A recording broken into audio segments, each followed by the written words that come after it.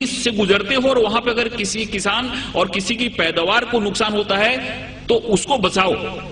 اس لیے 84 لڑائیاں ہوئی اور ان لڑائیوں میں کیول 1014 لوگ مرے. دنیا کا سب سے بڑا ریکارڈ ہے. اور جب پروفیٹ محمد جب مکہ میں آئے اپنے پورے سینکوں کے ساتھ، تو جس مکہ والوں نے ان کو اپمانت کیا تھا، جس مکہ والوں نے ان کو پتھر سے مارا تھا، جس مکہ والوں نے ان کی جان لینے کی کوشش کی تھی اور ان کی تکلیف کے چلتے ان کو ہجرت کرنی پڑی تھی، اس مکہ والوں کو انہوں نے پیار سے جیتا. اور وہ مکہ کی جو فتح تھی ایسی فتح تھی جس میں خون کا ایک قطرہ بھی نہیں بنا. پروفیٹ محمد کو جتنا اپمانت کیا گیا تھا، پروفیٹ محمد کی زندگی کو جتنی تکلیف دی گئی تھی، اگر وہ چاہتے تو جس سے میں انہوں نے مکہ میں پرویش کیا، مکہ کی فتح کی، اسے میں ہزاروں لوگوں کا قتل کرا سکتے تھے، لیکن ایک بھی خون کا قطرہ نہیں بہا اور بڑے پیار اور محبت کے ساتھ انہوں نے مکہ کو فتح کیا. اس سے یہ بات سامنے آتی ہے کہ شانتی اور امن اسلام کا مقصد ہے. تلوار اٹھائی انہوں نے، تلوار اس لیے اٹھائی کہ تلوار اٹھانے کا ان کو حکم تھا، مجبوری تھی تلوار اٹھانا، کہ اگر تلوار نہیں اٹھاتے تو مذہب کا قیام نہیں ہو سکتا. اور ہر ایک جگہ گیتا میں بھگوان شری کرشن نے ارجن کو کہا کہ تم لڑائی کرو، اگر تم لڑائی نہیں کرو گے تو دھرم کی استھاپنا نہیں ہو پائے گی. ارجن وہاں سے بھاگ رہا تھا. ارجن نے بولا کہ پھر نہیں چلا تھا کیونکہ میرے سامنے تو ہمارے سارے ریلیٹیو بیٹھے ہوئے ہیں.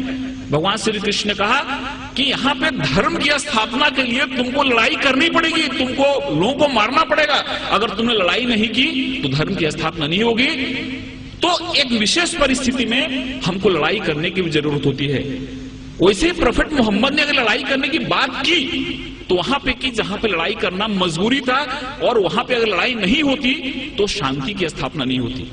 اس لیے یہ بات ہمارے سامنے آتی ہے کہ سب سے بڑی جو بات ہے کہ اسلام جہاں جہاں انہوں نے ان کو جہاں جہاں وہ لوگوں کو مار سکتے تھے، جہاں جہاں خون خرابہ ہو سکتا تھا، وہاں پہ انہوں نے خون خرابہ نہیں ہونے دیا.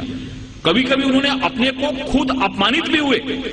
جیسے کہ بہت لوگوں کو معلوم ہوا کہ صلح حدیبیہ جو ایک قرار ہوا، ایک جو معاہدہ ہوا، اس میں بہت سارے ایسے ٹرم تھے جو ٹرم ان کو قبول نہیں تھے، اسلام کے ماننے والوں کو، مسلمانوں کو قبول نہیں تھے. لیکن پروفیٹ محمد نے کہا کہ اگر یہ معاہدہ نہیں کرتا ہوں تو بہت بڑا خون خرابہ ہو جائے گا اور اس خون خرابے سے بہت لوگ مارے جائیں گے. اس لیے چلو میرا اپمان ہوا تو چلے گا، لیکن شانتی کے لیے، امن کے لیے میں قرار کرتا ہوں، جس سے بہت بڑی لڑائی ٹل گئی. ایسے بہت سارے ادھارن ہیں. ایک بار ایک یہودی کا جنازہ جا رہا تھا اور پروفیٹ محمد اپنے لوگوں کے ساتھ بیٹھے ہوئے تھے. انہوں نے جب جنازہ دیکھا تو اٹھ کے کھڑے ہو گئے. ان کے لوگوں نے کہا کہ یہ تو مسلمان کا جنازہ نہیں، یہ تو ایک یہودی کا جنازہ ہے. تو محمد نے کہا، پروفیٹ محمد نے کہا، کیا یہودی انسان نہیں ہوتا؟ یہ ساری چیزیں ہمارے سامنے آنی چاہیے.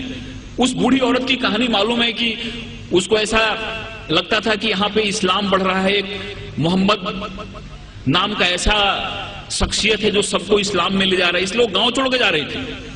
اس کے سر پہ گٹھری تھی اور گٹھری اٹھ نہیں رہی تھی.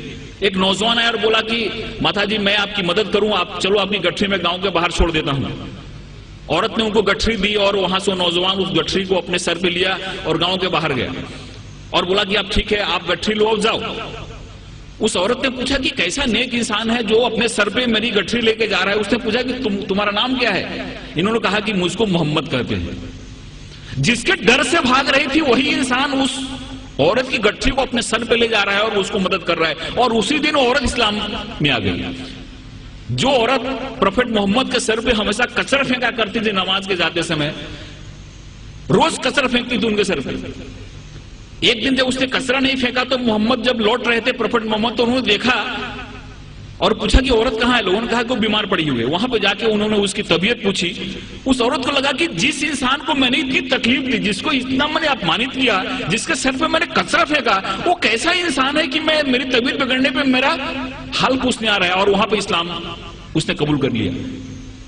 ایک چیز لوگوں کے سامنے آنا چاہیے، یہ جو تحمل ہے، یہ جو ہماری سہیشونتا ہے، یہ جو ہمارا ایک انسانیت کے پرتی پریم ہے، یہ حدیث میں اور پروفیٹ محمد کی جو سنت ہے، یہ جب ہمارے لوگوں کے سامنے آتی ہے تو ہم کو سمجھ میں آتا ہے. ایک ہمارے بہت نزدیک کے متر ہیں جے پور کے، ان کو کئی بار میں نے مشاعرے کے لیے بلایا. انہوں نے دو چیزیں مجھ کو بتائی. یہ دونوں چیزیں مجھ کو کہیں ریفرنس ملا نہیں ہے، لیکن انہوں نے بتائی. انہوں نے پہلا ایسا بات